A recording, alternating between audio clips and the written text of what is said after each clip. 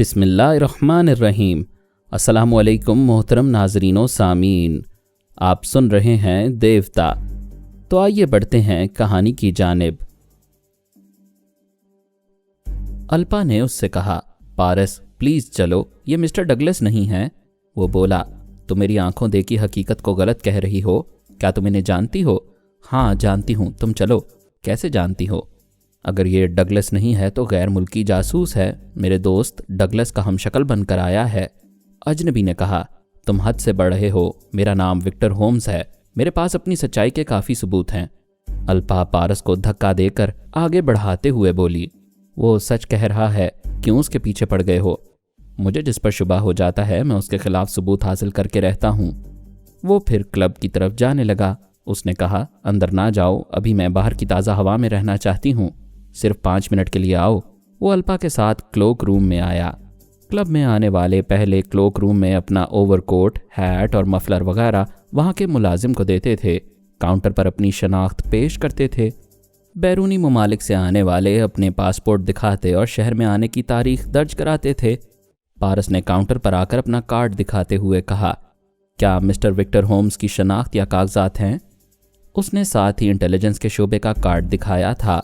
Counter مین نے فوراً ہی معلومات فراہم کیں۔ پھر ایک پاسپورٹ دکھاتے ہوئے کہا، مس شینا ہمارے کلب کی باقاعدہ ممبر ہیں، وہ مسٹر وکٹر ہومز کو اپنے ساتھ مہمان کے طور پر یہاں لائی ہیں۔ اگر کوئی غیر ملکی مہمان ہو تو ہم اس کا پاسپورٹ کاؤنٹر پر رکھ لیتے ہیں۔ اس کی باتوں کے دوران پارس پاسپورٹ کو الٹ پلٹ کر کے دیکھ رہا تھا۔ پھر الپا سے بولا، باہر چلو اور مجھے بتاؤ، جنرل صاحب کے سامنے چلنا پسند کرو گی؟ وہ چونک کر بولی، کس جنرل کے پاس جانے کی بات کر رہے ہو؟ وہ باہر جانے لگا۔ یہ اس کے ساتھ چلتی ہوئی بولی، تم نے میری بات کا جواب نہیں دیا۔ میرے ساتھ چلتی رہو گی تو جواب مل جائے گا۔ میں تمہارے ساتھ نہیں، تم میرے ساتھ چلو گے، میری کار میں۔ جب دوستی ہو گئی ہے تو کوئی بھی کسی کے ساتھ چل سکتا ہے۔ وہ اپنی کار کے پاس آئی۔ ایک باڈی گارڈ نے اس کے لیے پچھلی سیٹ کا دروازہ کھولا، دوسری طرف سے پارس کے لیے پچھلی سیٹ کا دروازہ دوسرے گارڈ نے کھولا۔ وہ دونوں باڈی گارڈ اگلی سیٹ پر آ گئے، باقی محافظ دوسری گاڑیوں میں بیٹھ گئے۔ پھر وہ قافلہ وہاں سے روانہ ہوا۔ الپا نے خیال خوانی کے ذریعے جنرل سے رابطہ قائم کیا، پھر کہا، میں پارس کے ساتھ آپ کے پاس آ رہی ہوں۔ جنرل نے پوچھا، کیا اس نے کامیابی حاصل کی؟ ابھی تم اسی کے ساتھ ہو، اس کا مطلب ہے وہ تم سے دوستی کرنے میں کامیاب ہو گیا ہے؟ ہاں، پہلے میں نے حقارت سے اسے ٹھکرا دیا تھا، لیکن پھر خود ہی اس سے دوستی کر لی۔ یعنی اس نے مجبور کر دیا؟ نہیں، اس کے اچھے بھی مجھے مجبور نہیں کر سکتے تھے، حالات نے مجبور کر دیا۔ اس نے بڑی حاضر دماغی سے میری جان بچائی ہے، ورنہ غفلت میں زہر پی لیتی۔ وہ تمہاری جان بچا کر دوست بننے کا حقدار ہو گیا ہے، کیا تم اسے دوست تسلیم کر کے امتحان کے اس مرحلے میں اسے کامیاب قرار دو گی؟ ہاں، ہمارا یہودی پارس اس مرحلے میں کامیاب ہو چکا ہے۔ حرکات و سکنات میں کیسا ہے؟ جیسا پارس کے متعلق سنا تھا، اس کے ریکارڈ میں پڑھا تھا اور ویڈیو میں دیکھا تھا، یہ بالکل ویسا ہی ہے۔ گفتگو میں کیسا ہے؟ بہت گہرا ہے، اندر کی بات باہر نہیں آنے دیتا۔ ابھی مجھ سے پوچھ رہا تھا، کیا جنرل صاحب کے پاس چلو گی؟ میں اس بات سے کھٹک رہی ہوں کہ اس نے میرے متعلق کچھ جان لیا ہے۔ ہاں، کچھ جان سکتا ہے، مگر تمہاری حقیقت اور اہمیت نہیں جان سکتا۔ ایک ماتحت نے جنرل کے پاس آ کر کہا، سر، انٹیلیجنس کے ڈائریکٹر جنرل آپ سے بات کرنا چاہتے ہیں، پارس کے متعلق ایک رپورٹ ہے۔ الپا نے سوچ کے ذریعے کہا، آپ وہ رپورٹ سنیں، میں ابھی آپ کے ذریعے سنوں گی۔ جنرل نے فون اٹھا کر گفتگو شروع کی۔ دوسری طرف سے انٹیلیجنس کے اعلیٰ افسر نے کہا، سر، مسٹر ڈمی پارس کی حرکتوں سے کلب میں افراتفری پھیل گئی ہے۔ وہاں ہمارے ملک کے بڑے بڑے سرمایہ دار اور عزت دار لوگ آتے ہیں۔ ایسی جگہ اس نے ایک بھیانک مذاق کیا ہے۔ کیسا بھیانک مذاق؟ دوسری طرف سے جواب ملا، پہلے تو مسٹر ڈمی پارس بہروپیے بن کر آئے، آپ کے حکم کے مطابق انہیں انٹیلیجنس ڈپارٹمنٹ کا شناختی کارڈ دیا گیا تھا، جس کی وجہ سے انہیں کلب میں داخل ہونے کی اجازت دے دی گئی تھی۔ وہ ایک لڑکی کے پاس جا کر بیٹھ گئے، وہاں ظاہر کیا کہ ایک ویٹر نے جو لڑکی کو جوس لا کر دیا ہے اس میں زہر ملا ہوا ہے۔ جنرل نے پوچھا، کیا اس میں زہر نہیں تھا؟ نہیں جناب، زہر نہیں تھا۔ مسٹر ڈمی پارس نے چالاکی سے جوس میں ایک دوا ملا دی تھی، جس سے جوس کا رنگ ہلکا سبز ہو گیا۔ اسے زہر ثابت کرنے کے لیے مسٹر ڈمی پارس نے ویٹر کو زبردستی پکڑ کے وہ جوس پلا دیا۔ اس بیچارے کو اپنی صفائی میں کچھ کہنے کا موقع ہی نہیں دیا۔ ایک تو ویٹر کے دماغ میں یہ خوف طاری کیا کہ اسے زبردستی زہر پلایا جا رہا ہے، دوسرا جوس میں ملی ہوئی دوا نے اس کے اعصاب کمزور کر دیے۔ वो चकरा कर गिर पड़ा और बेहोश हो गया। अल्पा ने अपने साथ बैठे हुए पारस को घूर कर देखा। पारस ने मुस्कुरा कर पूछा, इतने प्यार से क्यों देख रही हो? वो सख्ती से बोली, तुमने मुझसे दोस्ती क्यों की है? तुम्हारा हुस्न बेमिसाल है, शबाब लाजवाब है।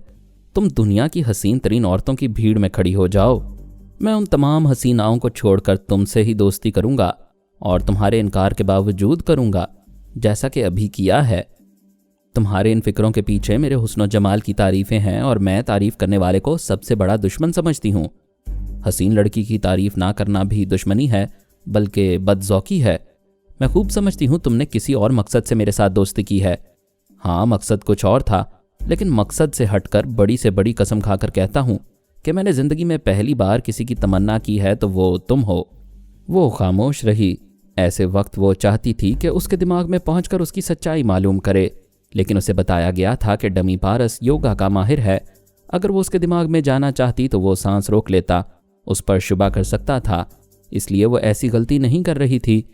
वो पारस के साथ जर्नल की रिहाइशगाह में पहुंची। एक मातहत अफसर ने पारस को ड्राइंग रूम में बैठने के लिए कहा, फिर अल्पा के पीछे चलता हुआ एक कमरे में गया। उसे जर्नल के पास पहुंचाकर वहां से वापस चला गया। जर्नल ने अल्पा से कहा, तुमने इंटेलिजेंस के आला अफसर की रिपोर्ट सुन ली है? हमारे यहूदी पारस ने क्लब में बदनज़मी पैदा की, तुमसे मक्कारी की, लेकिन तुम्हें दोस्त बना ही लिया। वो एक आजमाइश में कामयाब हो चुका है। वो मुस्कुरा कर बोली, आप लोगों की ज़बरदस्त ट्रेनिंग ने उसे चालाक और चालबाज बना दिया है। अब आप मालूम करें उसने किस हद तक मेरे मुतालिक मालूमात हासिल की हैं। तुम्हारा क्या ख्याल है? मैं समझती हूँ वो दूसरी आजमाइश में बिल्कुल नाकाम रहा है। वो मेरे साथ क्लब के डाइनिंग हॉल से बाहर आया था। एक गार्डन से गुजरने के दौरान एक शख्स को मिस्टर डगलस समझ बैठा था, फिर क्लोक रूम में जाकर उसके मुतालिक मालूमात हासिल करने लगा था। जब वो किसी दूसरे के पीछे पड़ गया था तो मेरे बारे में क्या खाक मालूमात हासिल कर सकता था? आओ ज़रा उससे मालूमात हासिल करते हैं। अल्पा उसके साथ ड्राइंग रूम में आई। पारस ने सोफे से उठकर जनरल को सलाम किया। जनरल ने कहा, बैठो और अपनी कारकर्दगी बयान करो। वो बैठते हुए बोला, सर, आपने हुक्म दिया था कि आज क्लब में आने वाली एक ख़ास लड़की के मुतालिक सही मालूमात हासिल करूं। उसने अल्पा की तरफ इशारा करके कहा, मुझे अफसोस के साथ कहना पड़ता है आपने मुझे पारस का हमशक्ल बनाने और ज़बरदस्त ट्रेनिंग देने के बाद एक बेवकूफ़ लड़की की इंक्वायरी पर लगा दिया।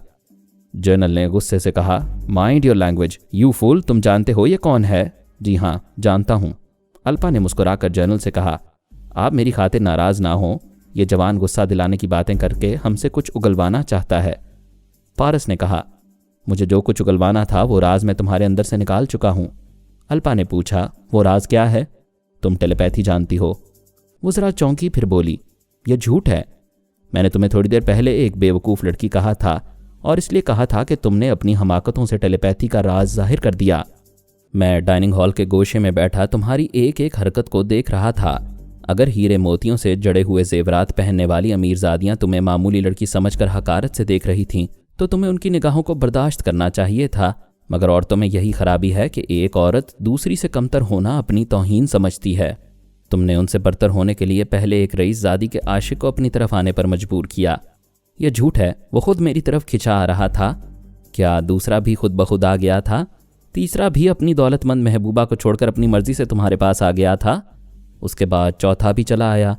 तुम्हारा बस चलता तो तुम तमाम दौलतमंद औरतों के चाहने वालों को अपनी तरफ बुला लेती, लेकिन शायद तुम्हें एहसास हो गया था कि लोग तुम्हें जादूगरनी समझने लगेंगे। वो एक ज़रा तवक्कुफ के बाद बोला, मैं उन चारों के पास बारी बारी गया था जो तुम्हारी तरफ खिंचे चले आ रहे थे। उन चारों का बयान था कि वो बेख्तियार तुम्हारी तरफ गए थे। वो बोली, मैंने उन्हें ठुकरा दिया था, इसलिए वो अपनी सफाई में गलत बयान दे रहे होंगे। इससे साबित नहीं होता कि मैंने ख्याल ख्वानी के ज़रिए उन्हें अपनी तरफ बुलाया था। वो वाकई बेख्तियार आए थे। एक लड़की को तन्हा देखकर मर्द उमूमन ऐसे ही हो जाते हैं। वो बोला, मैंने भी यही सोचा था कि खुद बखुद आने वाले चारों अफराद के बयान गलत हो सकते हैं। तुम्हारी टेलीपैथी की तस्दीक के लिए मैंने तुम्हें आजमाया। तुम्हारे साथ गार्डन में चलते हुए मैंने एक शख्स को मिस्टर डगलस कहा, जबकि वो डगलस नहीं था। वो मेरे लिए बिल्कुल अजनबी था। उसने बताया कि उसका नाम विक्टर होम्स है, लेकिन मैं उसके डगलस होने पर बज़िद था। मैं जानता था ऐसे वक्त तुम ख्याल ख्वानी के ज़रिए हकीकत मालूम कर लोगी। जब तुम्हें मालूम हुआ कि वो वाकई विक्टर होम्स है तो तुमने मुझसे कहा कि वो डगलस नहीं है। मैंने पूछा, क्या तुम इसे जानती हो? तुम मुझे वहाँ से जबरन ले जाते हुए बोली, کہ وہ سچ بول رہا ہے اور میں اس کے پیچھے کیوں پڑ گیا ہوں؟ کیا تم نے ایسا نہیں کہا تھا؟ ہاں کہا تھا، مگر میں خیال خوانی نہیں جانتی۔ البتہ وکٹر ہومز کو جانتی ہوں، اسے میں نے شینا نام کی لڑکی کے ساتھ کل ایئرپورٹ کے ویٹنگ روم میں دیکھا تھا۔ پارس نے مسکرا کر کہا، تم آج صبح شہر میں آئی ہو، پھر کل کیسے دیکھ لیا؟ الپا نے چونک کر جرنل کو دیکھا۔ اس نے پارس سے کہا، میں نے یہ ضرور کہا تھا کہ ایک لڑکی بیرون ملک سے آج یہاں آئی ہے اور تمہیں اس کے متعلق بہت کچھ معلوم کرنا ہے، لیکن میں نے غلط کہا تھا کہ یہ آج آئی ہے۔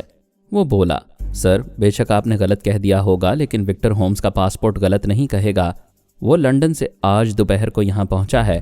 پاسپورٹ میں آج اس کی آمد کی تاریخ لکھی ہوئی ہے۔ جب وکٹر ہومز آج آ رہا ہے تو اس لڑکی نے کل اسے ایئرپورٹ پر کیسے دیکھا تھا؟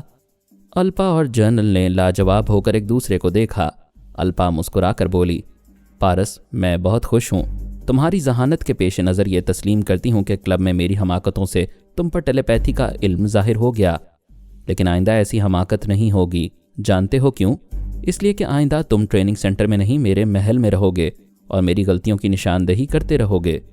اس نے آگے بڑھ کر مصافحے کے لیے ہاتھ بڑھایا۔ پارس نے اٹھ کر اسے ہاتھ ملایا۔ وہ بولی، میرا نام الپا میگن ہے۔ تم مجھے تنہائی میں الپا کہہ سکتے ہو، لیکن دوسروں کے سامنے میڈم کہو گے۔ جنرل نے پارس کے شانے کو تھپکتے ہوئے کہا، کامیابی مبارک ہو۔ آج سے تم لیڈی الپا کے ساتھ جد و جہد سے بھرپور ایک خطرناک زندگی گزارنے جا رہے ہو۔ مجھے یقین ہے کہ تم ہر مرحلے پر اپنی صلاحیتوں کے ذریعے الپا کے کام آتے رہو گے۔ سر میں ایسا کام آؤں گا کہ یہ یاد کرتی ہی رہ جائیں گی۔ وہ بولی، میں بھی 2 گھنٹے بعد مصروف ہو جاؤں گی۔ تم سینٹر سے اپنا ضروری سامان لے کر میرے محل میں آ جاؤ۔ وہ جنرل کو فوجی انداز میں سلیوٹ کر کے چلا گیا۔ جنرل نے الپا کو مسکرا کر دیکھا، پھر پوچھا، تم بہت زیادہ متاثر ہو گئی ہو؟ اس نے جواباً مسکرا کر پوچھا، کیا نہیں ہونا چاہیے؟ میں حیران ہوں کہ اس نے کتنی چالاکیوں سے مجھے بے نقاب کیا ہے، اور پریشان ہوں کہ آئندہ مجھ سے ایسی غلطیاں ہوں گی تو میرے ملک اور میری قوم کو نقصان پہنچے گا۔ ہر جگہ یہودی پارس میری غلطیوں پر پردہ ڈالنے کے لیے موجود نہیں ہوگا۔ کیوں نہیں ہوگا؟ وہ ہمارا احسان مند ہے۔ ہم نے اسے ذرے سے آفتاب بنایا ہے۔ وہ محب وطن اور ہمارا فرما بردار ہے۔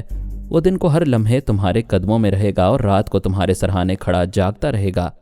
ایسے مکار لوگ غلام بن کر نہیں رہا کرتے، البتہ محبت سے وفادار بنا کر رکھا جا سکتا ہے۔ تم یقین کر لو، یہ تمہارا غلام بن کر رہے گا۔ ہم نے پارس کی ڈمی بنانے سے پہلے تنویمی عمل کے ذریعے اس کے دماغ میں غلامی کوٹ کوٹ کر بھر دی تھی۔ ویسے بھی یہ یہودی ہے، ہمارا اپنا ہے، ملک اور قوم سے بے حد محبت کرتا ہے، جبکہ تنویمی عمل نے رہے سے خدشات بھی ختم کر دیے۔ آپ لوگوں نے سونیا، رسونتی، پارس، علی تیمور کی ڈمی تیار کرنے میں بڑی احتیاط سے کام لیا ہے۔ ان معاملات کے ہر پہلو پر غور کیا ہے اور ان پر پوری ذمہ داری سے عمل کیا ہے۔ اگر ہم اسی طرح غلطیوں سے بچتے ہوئے اپنی ذمہ داریاں پوری کرتے رہیں گے تو ہمارا ملک بہت جلد امریکہ اور روس سے برتر ہو جائے گا، ایک خطرناک سپر پاور بن جائے گا۔ وہ جنرل سے رخصت ہو کر اپنی کار کی پچھلی سیٹ پر آ گئی۔ مسلح محافظوں کی گاڑیاں اس کے پیچھے تھیں۔ وہ اپنے محل کی طرف جانے لگی۔ راستے میں خیال خوانی کے ذریعے یہودی تنظیم کے سربراہ سے رابطہ قائم کیا۔ اس نے کہا، تمام انتظامات مکمل ہیں، میری کلب میں ہمارے آدمی موجود ہیں، ویلی ابھی نہیں آئی ہے۔ وہ بولی، انتظار کرو، وہ آئے گی تو 2 گھنٹے وہاں وقت گزارے گی، میں آدھے گھنٹے بعد تم سے رابطہ کروں گی۔ وہ دماغی طور پر کار کی پچھلی سیٹ پر حاضر ہو گئی۔ اسے پارس کی سرگوشی سنائی دی۔ اس نے چونک کر اپنے آس پاس دیکھا۔ وہ پچھلی سیٹ پر تنہا تھا، آگے پیچھے محافظ تھے، وہ کہیں نہیں تھا۔ موجود ہوتا تو نظر آتا، یہ اس کا خیال تھا۔ اس کی آواز اور لہجہ کسی اطلاع کے بغیر دل میں اتر گیا تھا۔ ابھی پارس کی نہیں، اس کے خیال کی آواز سنائی دی تھی۔ اس کے خیال نے آ کر اسے ہیلو کہا تھا۔ وہ ایک گہری سانس لے کر سوچنے لگی، جوانی دیوانی ہوتی ہے، اس عمر میں کوئی پسند آ جائے تو دل و دماغ پر چھا سا جاتا ہے، جذبات کی آندھیوں میں اس سے پیچھا چھڑانا ناممکن ہو جاتا ہے۔ او گاڈ، کیا وہ مسلمان پارس بھی اسی طرح دل میں اتر جاتا ہوگا؟ پتہ نہیں وہ مسلمان کیسا تھا، اسے روبرو نہیں دیکھا، البتہ اس کا ریکارڈ بتاتا تھا کہ وہ لڑکیوں کے دل میں آنے کے بہت سے چور راستے جانتا ہے، مغرور اور سرکش گھوڑوں کو لگام ڈال دیتا ہے۔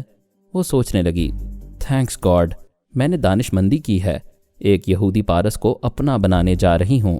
اگر اصل پارس میری زندگی میں آ جاتا تو مجھے تسخیر کر کے اپنے ساتھ لے جاتا، جیسے اس کا باپ ہماری ٹیلی پیتھی جاننے والی شیبا کو لے گیا تھا۔ थैंक्स गॉड, मैं भटकने से पहले ही यहूदी पारस को अपना रही हूँ, और मेरा ये पारस उस असल से किसी तरह कम नहीं है, बल्कि ज़्यादा ही है। पहली ही मुलाकात में मेरे हवास पर छा सा गया है। उसकी निगाहों के सामने पारस मुस्कुराने लगा। वो भी मुस्कुराने लगी। उसे बातें करने के लिए बेचैन हो गई, क्योंकि फ़िलहाल बातें ही की जा सकती थीं, मुलाकात का मौका नहीं था। उसने ख्याल ख्वानी की परवाज़ की, लेकिन दिमाग में पहुंचते ही पारस ने सांस रोक ली। वो दूसरी बार उसके पास पहुंचते ही बोली, मैं अल्पा हूँ, मैं किसी अल्पा को नहीं जानता। यह कहते ही उसने फिर सांस रोक ली। उसे अपनी तौहीन का एहसास हुआ। जिसे वो जिस्मो जान का मालिक बनाना चाहती थी, वो उसे पहचानने से इनकार कर रहा था। वाज़े अल्फाज में कह रहा था कि वो किसी अल्पा को नहीं जानता। वो थोड़ी देर तक गुस्से में पेचोताब खाती रही, फिर खुद ही अकल आई कि उसने पारस से कोड वर्ड्स मुकर्रर ही नहीं किए थे। ऐसी सूरत में उसने सांस रोक कर और उसे पहचानने से इनकार करके दानिशमंदी का सबूत दिया है। वो खुश होकर मुस्कुराने लगी। उसे ऐसे ही जवान मर्द की ज़रूरत थी जो कि ज़हीन मर्द भी हो। वो अपने महल में पहुंच गई। अपनी ख्वाबगाह में पहुंचकर यहूदी तंजीम के सरबराह से राबता कायम किया। उसने कहा, वैली क्लब में पहुंच गई है, उसके वालिदैन बार में गए हैं और वो वीडियो गेम खेलने में मसरूफ़ है। हमारी तंजीम का एक जवान उसके करीब है, मैं उसकी आवाज़ सुना रहा हूँ। उसने कैसेट रिकॉर्डर के ज़रिए एक आवाज़ सुनाई। अल्पा आवाज़ सुनकर उस जवान के दिमाग में पहुंच गई। वो वैली के पास खड़ा हुआ था। वैली एक गेम को पूरी कामयाबी से खेलना चाहती थी, मगर वो और उसके फ्रेंड्स नाकाम हो रहे थे। तब एक नौजवान ने करीब आकर उस गेम को मुकम्मल किया। उसने अपना नाम जिमी मैथ्यू बताया। बड़ी सादगी के साथ वैली से दोस्ती की। अल्पा ने सोचा जिमी मैथ्यू के दिमाग में जाए, मगर वो इस मामले में मोहतात थी। अगर ख्याल ख्वानी करती तब भी पता ना चलता कि जिमी मैथ्यू के रूप में अली तैमूर है। अल्पा को इत्मीनान था कि वैली के दिमाग में जगह मिल गई है। वो उसके अंदर रहकर जिमी या किसी की भी हरकत पर नज़र रख सकती है। वैसे जिमी उसे बेवकूफ़ नौजवान नज़र आया। वैली मुख्तलिफ हेलों से उसके करीब होना चाहती थी और वो फासला कायम रखने की कोशिश करता था। आखिर एक मौके पर यहूदी तंजीम के अफराद वैली को गन पॉइंट पर अगवा करके ले गए। पहले तो इत्मीनान हुआ, उन्हें किसी ने रोकने की जुर्रत नहीं की थी। फिर पता चला कोई मोटर बोट में उनका पीछा कर रहा है। अल्पा ने मालूम करना चाहा कि कहीं वो जिमी तो नहीं है। अब की बार उसने उसके दिमाग में पहुंचना चाहा, लेकिन उसने सांस रोक ली। वो यहूदी तंजीम के एक एक फ़र्द के दिमाग में जाकर जिमी की दलेरी और फायरिंग का अंदाज देख रही थी। वैली को अगवा करने के लिए हेलीकॉप्टर में चंद अफराद भी आए थे, लेकिन जिमी ने उन्हें नाकाम वापस जाने पर मजबूर कर दिया था, और जो लोग वैली को मोटर बोट में ले जा रहे थे उन सबको समंदर में गर्क कर दिया था। ऐसे ज़बरदस्त कारनामे से यकीन हो गया कि जिमी कोई आम सा नौजवान नहीं है। उसकी हकीकत मालूम करने के लिए उसने तंजीम के सरबराह से कहा, इस बार हेलीकॉप्टर में जितने अफराद जा रहे हैं उनसे कहो वैली को तलाश करके जिमी को पहली फुर्सत में गोली मार दें या ज़ख्मी कर दें। ये भी ना हो सके तो अपने साथ एंटी मेकअप कैमराज ले जाएं, ताकि उस जवान की असलियत मालूम हो सके। तंजीम के अफराद ने यही किया। अली तैमूर से एक तवील जंग लड़ने के दौरान ना उसे हलाक कर सके और ना ही ज़ख्मी कर सके, लेकिन उसकी तस्वीर उतारने के बाद बाकी जिंदा बचने वाले फरार हो गए। जिस हेलीकॉप्टर में फरार हुए वहां तस्वीरों की डेवलपिंग और प्रिंटिंग के इंतजामात थे। तस्वीर तैयार हुई तो पता चला जिमी मैथ्यू के रूप में अली तैमूर छुपा हुआ है। अल्पा ने थोड़ी देर के लिए ख्याल ख्वानी तर्क कर दी। अपने महल की ख्वाबगाह में टहलने लगी।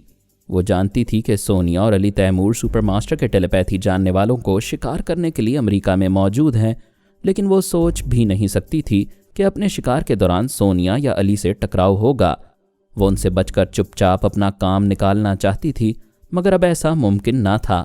उसने टेलीपैथी के ज़रिए जर्नल को मुखातिब किया, उसे तमाम हालात बताए।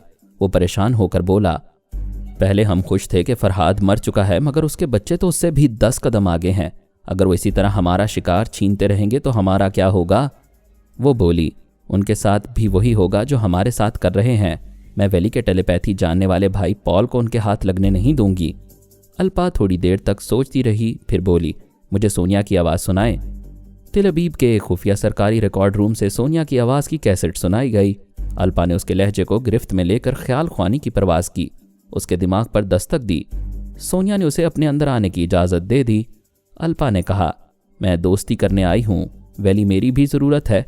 अगर हम दोस्त बनकर उसके भाई पॉल को ट्रैप करना चाहें तो हम दोनों के हिस्से में कामयाबी आएगी, वरना नाकामी दोनों का मुकद्दर बन जाएगी। सोनिया ने कहा, उसके लिए हमें दिल में कोई खोट रखे बगैर दोस्ती करनी होगी। बेशक मैं दिल से दोस्ती करने आई हूं, तो फिर मेरी तरह दोस्ती का सबूत दो।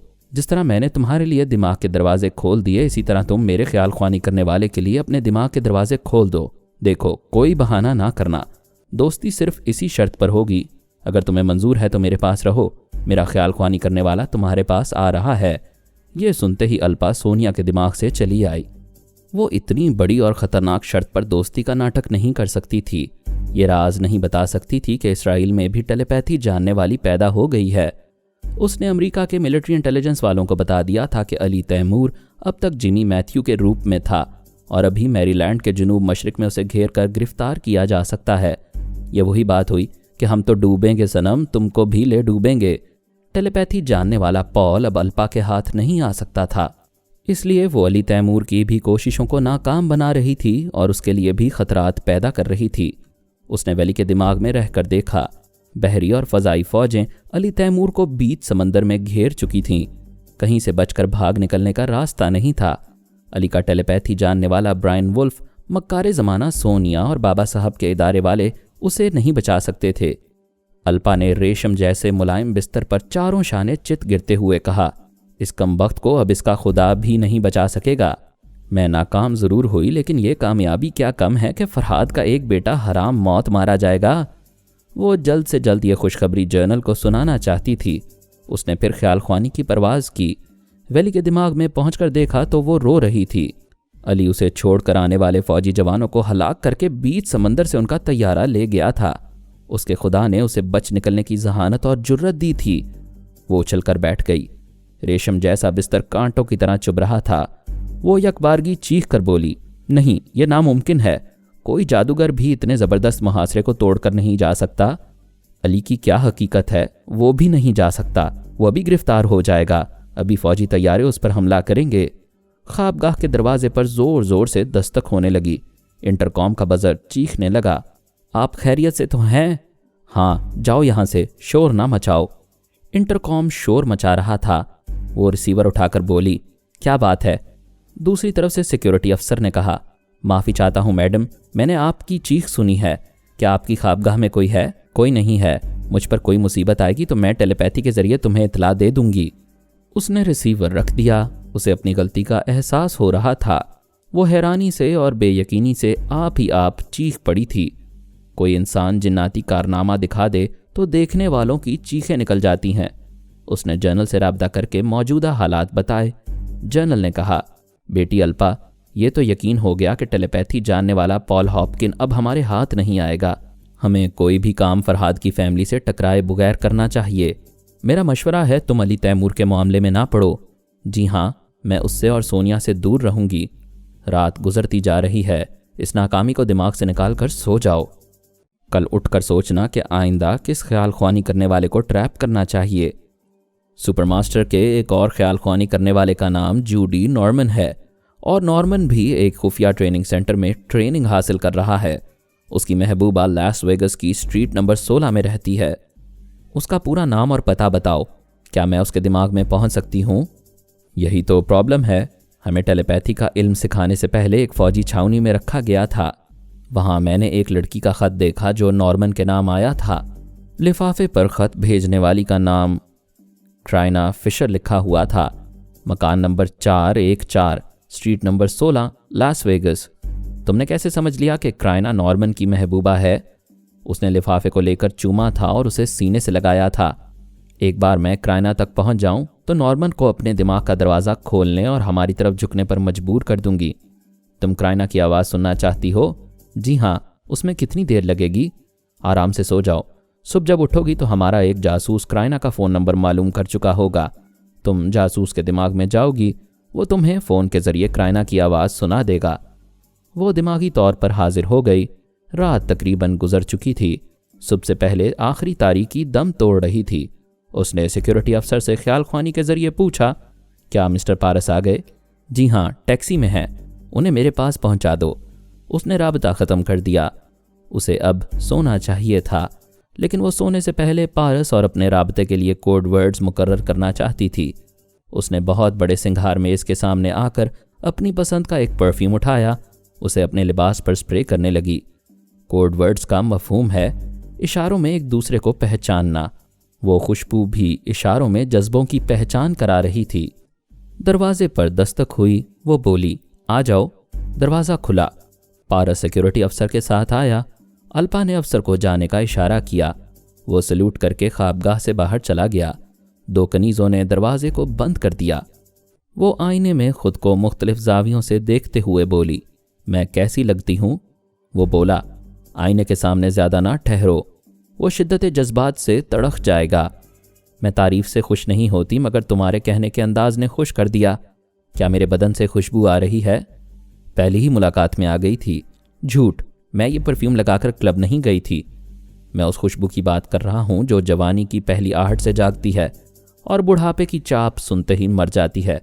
इसके बाद खा औरत कितना ही परफ्यूम लगाए, वो बूढ़ी ही रहती है, जवान नहीं होती। वो आगे बढ़ते हुए बोला, मैं जो तुम्हारी तरफ खिंचा आ रहा हूं तो ये परफ्यूम का कमाल हरगिज नहीं है, तुम्हारा जमाल है। वो हाथ उठाकर बोली, रुक जाओ, तुमने ये क्यों कहा था कि तुम किसी अल्पा को नहीं जानते?